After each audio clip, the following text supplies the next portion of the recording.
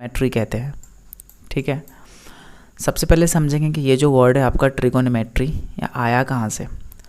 दो शब्द से मिलकर बना है। पहला शब्द आपका ट्रिगोन है जिसका मतलब होता है ट्रायंगल। जो अगला शब्द है आपका मेट्रॉन। ये जो आपका मेट्री है ना, यही आपका मेट्रॉन है। ये जो आपका ट्रिगो है ना, यही आपका ट्रिगोन है। ठीक है, तो ये दो शब्द से मिलकर बना होता है। सबसे पहला आपका ट्रिगोन है जिसका मतलब होता है ट्रायंगल, इसमें ट्रायंगल के बारे में पढ़ते हैं। और अगला है आपका मेट्रॉन, इसका मतलब होता है मेज़रमेंट। ठीक है, और किसका मेज़रमेंट? तो एंगल का मेज़रमेंट और साइड्स का मेज़रमेंट। ठीक है, किसी भी ट्रायंगल का एंगल और साइड का मेज़रमेंट आपका, ठीक है, त्रिकोणमिति कहलाता है। ठीक है, ट्रिगोनोमेट्री कहते हैं, इसलिए इसका डेफिनेशन लिखा हुआ है। ठीक है, trigonometry is a branch of mathematics that studies relationship between side lengths and angles of triangle. किसी भी ट्रायंगल का साइड लेंथ्स एंड एंगल्स के बारे में स्टडी करना आपका त्रिकोणमिति कहलाता है। ठीक है, क्लियर, यहाँ तक समझ में। और ट्रायंगल की बात करें तो यहाँ तक कि इस चैप्टर में ऑल जनरल ट्रायंगल के बारे में स्टडी करते हैं, लेकिन क्लास 10th की बात करें तो क्लास 10th में सिर्फ राइट एंगल ट्रायंगल तक ही ये चैप्टर सीमित है। इसीलिए ये आपका सेशन क्लास 10th का है, तो इसलिए हम लोग राइट एंगल ट्रायंगल के बारे में डिस्कस करेंगे। ठीक है, ओके, तो आइए हम लोग राइट एंगल ट्रायंगल के बारे में डिस्कस करते हैं। चलो आ जाओ।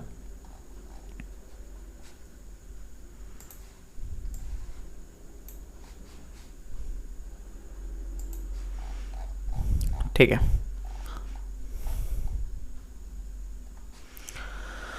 तो दोस्तों आज हम लोग राइट एंगल ट्रायंगल के बारे में डिस्कस करने वाले हैं। ठीक है, ओके, राइट एंगल ट्रायंगल का हिंदी क्या होता है बताओ? इसका हिंदी में बोलते हैं हम लोग समकोण त्रिभुज। क्लियर, समझ में आए? तो राइट एंगल ट्रायंगल होता क्या है? ठीक है, सबसे पहले ये क्वेश्चन आता है एग्जाम में। तो जिसका एक कोण 90 डिग्री का हो, जिस ट्रायंगल का एक कोण 90 डिग्री का हो, उसको हम लोग राइट एंगल ट्रायंगल कहते हैं। ठीक है, क्लियर, जस्ट यहाँ तक समझ में?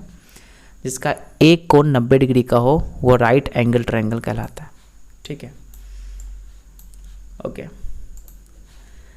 जैसा कि आपको फिगर में दिख रहा होगा, यहाँ पे आपका ए शीर्ष है, यहाँ पे आपका बी शीर्ष है और यहाँ सी शीर्ष है।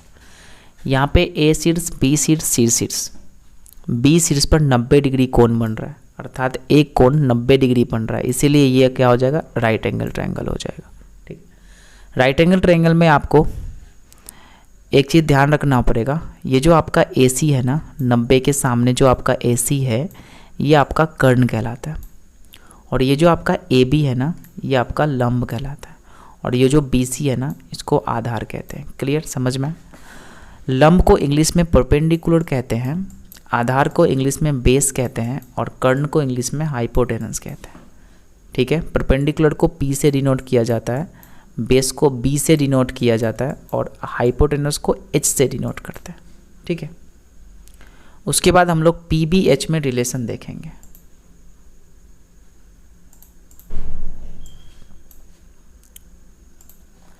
ठीक है, तो PBH का रिलेशन में देखेंगे पाइथागोरस प्रमेय। मोस्ट इम्पॉर्टेंट थ्योरम है ये, सबसे ज़्यादा यूज हो रखा है 10th के एग्ज़ाम में। तो सबसे पहले देखेंगे पाइथागोरस थ्योरम क्या बताता है। किसी भी समकोण ट्रायंगल में पाइथागोरस थ्योरम क्या बताता है? ठीक है, तो पाइथागोरस थ्योरम बताता है कर्ण का स्क्वायर इक्वल टू लंब का स्क्वायर जोड़ आधार का स्क्वायर। क्लियर, यहाँ तक समझ में? ओके, तो कर्ण का स्क्वायर इक्वल टू लंब का स्क्वायर जोड़ आधार का स्क्वायर, ये बताता है आपका पाइथागोरस प्रमेय। ध्यान से देखना, कर्ण को हम लोग H से डिनोट करते हैं, और लंब को P से डिनोट करते हैं, और आधार को B से डिनोट करते हैं। इसीलिए पाइथागोरस थ्योरम आपका बन जाएगा H square equal to P square plus B square. Clear, यहाँ तक समझ में? ओके, और इसी का सिंप्लीफिकेशन वर्जन है पी स्क्वायर की वैल्यू अगर निकालना चाहे तो H square minus B square होता है, अर्थात बी स्क्वायर क्या हो जाएगा, उठ के उधर चला जाएगा, तो प्लस है तो माइनस बन जाएगा। ठीक है, इसलिए पी स्क्वायर इक्वल टू हो जाएगा H square minus B square. ठीक है, यहाँ तक समझ में। उसी प्रकार बी स्क्वायर इक्वल टू हो जाएगा H square minus B square. ठीक है, ये आपका 3 फार्मूला है, आपको एक ही फार्मूला यही याद करना है, उसके बाद ये दोनों खुद से निकल जाएगा। ठीक है, ओके।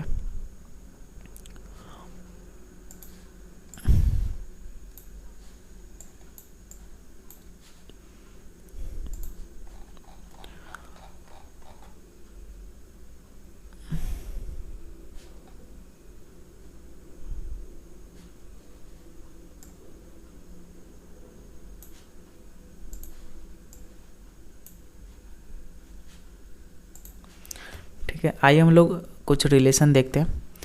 लंब, आधार और कर्ण को कैसे पहचानें। किसी भी ट्रायंगल में, किसी भी फिगर में लंब कहाँ होगा, आधार कहाँ होगा, कर्ण कहाँ होगा, ये कैसे जानेंगे।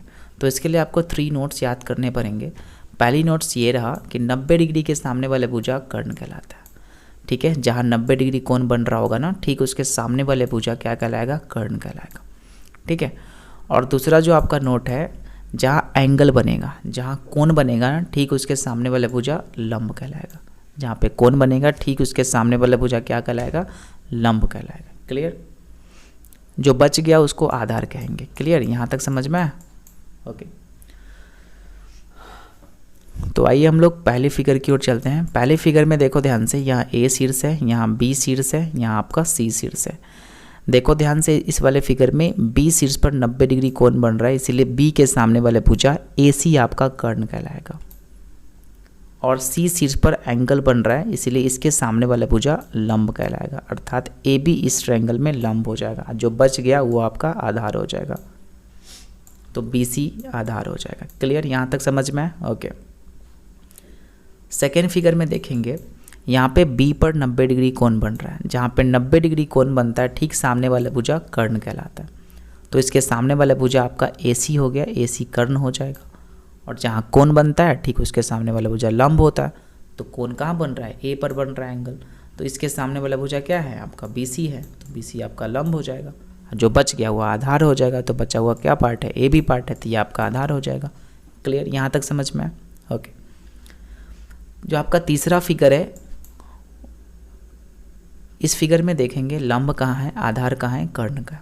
तो ध्यान से देखो, यहाँ पे 90 डिग्री कोण बन रहा है आपका ए शीर्ष पर, तो 90 के सामने कर्ण कहलाता है, तो कर्ण क्या हो जाएगा आपका, बी सी हो जाएगा, तो बी सी हो जाएगा कर्ण। ठीक है, यहाँ तक समझ में। और जहाँ कोण बनता है सामने पी होता है, लंब होता है, तो कोण आपका बी पर बन रहा है, तो इसके सामने वाला भुजा क्या हो जाएगा आपका, ए सी हो जाएगा, तो ए सी हो जाएगा लंब आपका। तो इस वाले ट्रायंगल में ए सी लंब होगा और बी सी कर्ण हो जाएगा।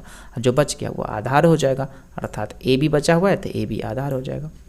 ठीक, तो क्लियर समझ में आया। ओके, तो ध्यान से देखो इस क्वेश्चंस में, ये आपका हो जाएगा कर्ण, क्योंकि 90 के सामने है, 90 के सामने है, कर्ण हो जाएगा। एंगल के सामने है, पी हो जाएगा। जो बच गया वो आधार हो जाएगा। आशा करता हूँ समझ में आ गया होगा। ठीक है, ओके। अब चलो कुछ देखते हैं रेशियोज़ के बारे में। ठीक है, ये मोस्ट इम्पॉर्टेंट रेशियो है, इसको याद कर लीजिएगा। ठीक है, सबसे पहला आपका साइन थीटा है। साइन थीटा इक्वल टू होता है लंब बटा कर्ण, पी बटा एच होता है, पी बाई एच होता है। क्लियर, यहाँ तक समझ में। साइन का अपोजिट की बात करें तो कॉसेक थीटा होता है, कॉसेक इक्वल टू होता है कर्ण बटा लंब, एच बटा पी होता है। क्लियर यहाँ तक। ओके, नेक्स्ट कॉस थीटा होता है, कॉस थीटा इक्वल टू होता है आधार बटा कर्ण, आधार बटा क्या होता है आपका, कर्ण होता है। ठीक है, बी बटा एच होता है। ठीक है, इसी की अपोजिट की बात करें तो सेक थीटा होता है, तो सेक थीटा इक्वल टू होता है कर्ण बटा आधार। ठीक है, अर्थात एच बटा बी होता है। क्लियर समझ में। Same to same tan theta equal to होता है लंब बटा आधार, लंब बटा आधार टैन थीटा होता है, लंब को पी से डिनोट करते हैं, कर्ण आधार को बी से डिनोट करते हैं। क्लियर यहाँ तक समझ में। टैन थीटा का अपोजिट की बात करें तो टैन थीटा का अपोजिट कॉट थीटा होता है, कॉट थीटा इक्वल टू होता है आधार बटा लंब, बी बटा पी होता है। ठीक है, यहाँ तक क्लियर समझ में। ओके,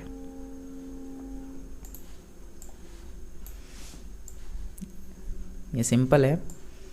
ज़्यादा हार्ड भी नहीं है, बस याद कर लेना, बस हो गया। उसके बाद हम लोग प्रैक्टिस क्वेश्चन में चलेंगे, ढेर सारा क्वेश्चन सॉल्व करेंगे। चलो कुछ हम लोग आइडेंटिटीज़ के बारे में देख लेते हैं, ठीक है। साइन थीटा आपको पता है, साइन थीटा जो होता है वो कॉसेक थीटा का अपोजिट होता है, इसलिए sine theta equal to 1/cos cosec theta आप बोल सकते हो, या cosec theta equal to 1/sin theta बोल सकते हो, ठीक है। ये आपस में अपोजिट होता है। नेक्स्ट कॉस थीटा जो होता है वो सेक थीटा का अपोजिट होता है, इसलिए सेक थीटा इक्वल टू बोल सकते हो 1/sec थीटा, या 1/sec theta equal to cos theta होता है, या आप बोल सकते हो sec theta equal to 1/cos theta होता है। यहाँ तक कोई दिक्कत है? No problem. चलो नेक्स्ट क्वेश्चन है आपका, टैन थीटा जो होता है वो कॉट थीटा का अपोजिट होता है, इसलिए टैन थीटा इक्वल टू होता है 1/cot थीटा। क्लियर यहाँ तक समझ में?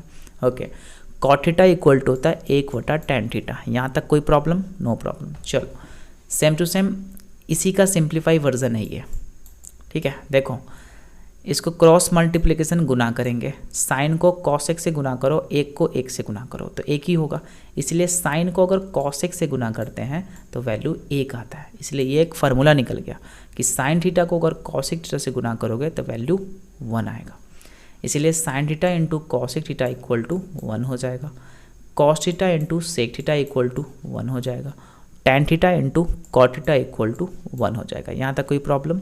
No problem. चलो और अगली क्वेश्चन की बात करते हैं, साइन थीटा बटा कॉस थीटा, साइन थीटा बटा cos theta equal to tan theta होता है, ठीक है। यहाँ तक दिक्कत है? नहीं दिक्कत है। चलो कॉस थीटा बटा sine theta equal to cot theta होता है, ठीक है। कोई प्रॉब्लम? No problem.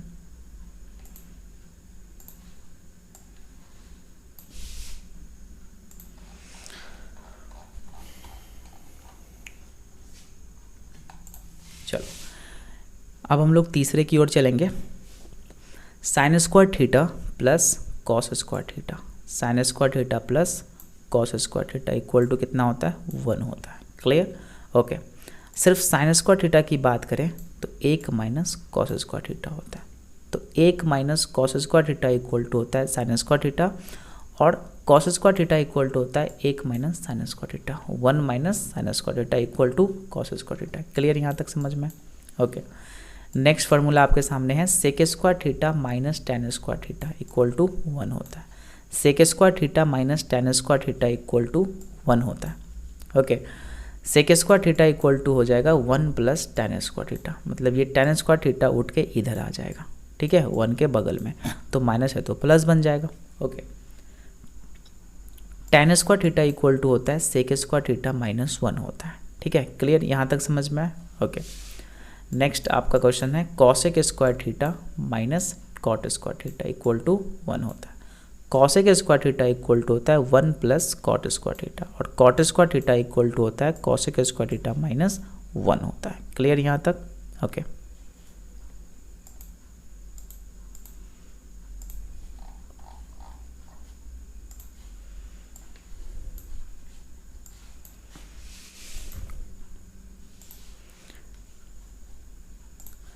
इस ठीक है। जो आपका अगला सेशन रहेगा उसमें हम लोग प्रैक्टिस क्वेश्चन सॉल्व करेंगे, बहुत सारे इंपॉर्टेंट क्वेश्चन सॉल्व करेंगे, एनसीईआरटी के क्वेश्चन पूरा रहेगा, साथ में जो भी इंपॉर्टेंट क्वेश्चंस रहेंगे उसको भी हम लोग डिस्कस करेंगे, ठीक है। तो बहुत जल्दी वो वीडियो आने वाला है, तो बने रहिए मेरे साथ। Thank you so much.